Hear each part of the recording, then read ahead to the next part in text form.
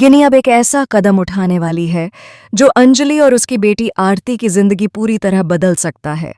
गिनी की चालाकी और उसकी बेरहम मानसिकता इस कहानी का सबसे बड़ा खतरा बन चुकी है। उसने तय कर लिया है कि अब कोई उसे रोक नहीं सकता और उसकी योजनाओं का सबसे बड़ा शिकार उसकी ही बेटी आरती बनने वाली है। आरती अपनी मासूमियत और आत्मविश्वास के साथ इस समय अपने जीवन के सबसे चुनौतीपूर्ण दौर से गुजर रही है। वह खुद समझ नहीं पा रही कि उसकी मां अंजलि की कोशिशें और गिनी की योजनाएं उसे किस अंधे रास्ते पर ले जा रही हैं। इस कहानी में हम देखेंगे कि कैसे एक साधारण लड़की अपने परिवार और अपने अधिकारों के लिए लड़ते हुए समाज की कट्टर मानसिकता और अपराधियों के जाल से मुकाबला करती है। गिनी ने फोन पर अंजलि को धमकी दी, जो आखिरी चीज तेरे पास बची है वह भी मैं ले लूंगी, और वह है तेरी बेटी आरती। उसे मैं अपनी तरह तैयार कर दूंगी।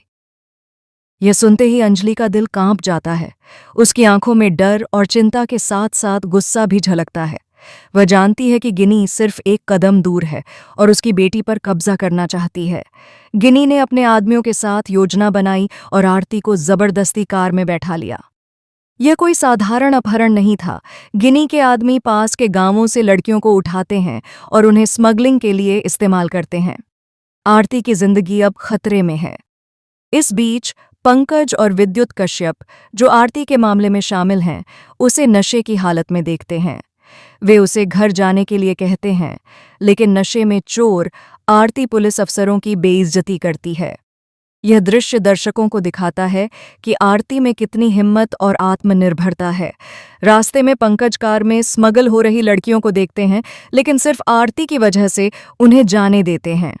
कहानी में नया मोड़ तब आता है जब यह बात ऊपर तक पहुंचती है कि क्या एसीपी पंकज ने अंजलि के कारण गाड़ी छोड़ी या फिर किसी से मोटी रकम ली है। क्या एसीपी पंकज और अंजलि के बीच कुछ चल रहा है? यह सवाल कहानी में ट्विस्ट और रोमांच का तड़का लगाता है। एसीपी पंकज गुस्से में अंजलि से बहस करते हैं, सिर्फ आपकी बेटी की वजह से मुझे इंक्वायरी कमीशन के सामने बैठना पड़ सकता है। यह ओदन सामने तनाना है। यह संवाद दर्शकों के लिए यह स्पष्ट कर देता है कि पुलिस और अपराधियों की दुनिया में किस हद तक राजनीतिक और व्यक्तिगत रिश्ते खेलते हैं।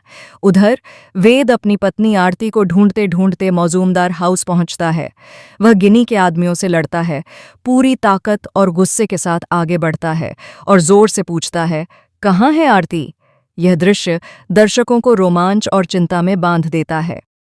रात के 3 बजे भजन सिंह वेद को जबरदस्ती बाहर निकालने की कोशिश करता है। वेद गुस्से में कहता है, यह भजन सिंह नहीं, वेद राजवंशी नाम है मेरा। अकड़ दिखाई तो यहीं पकड़कर तोड़ दूंगा। यह संवाद वेद की बहादुरी और संघर्ष को दर्शाता है।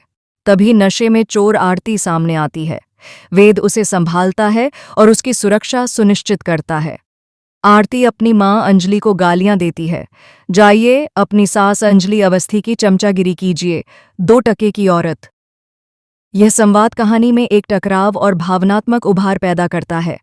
गुस्से में वेद आरती को थप्पड़ मार देता है।